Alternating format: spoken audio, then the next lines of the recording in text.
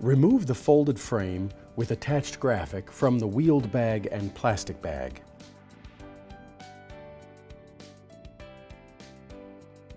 Identify the bottom of the frame by locating the gray adjustable knobs and positioning that end of the display towards the floor. With the top of the folded display facing upward, grasp the frame with the graphic facing away from you and pull up to spread apart. Then, starting at the center of the frame, begin locking the green connector hubs into place.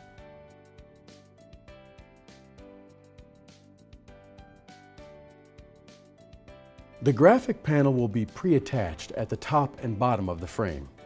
To attach the end panels, stretch the graphic around each side and secure fabric to the hook and loop patches on the end caps.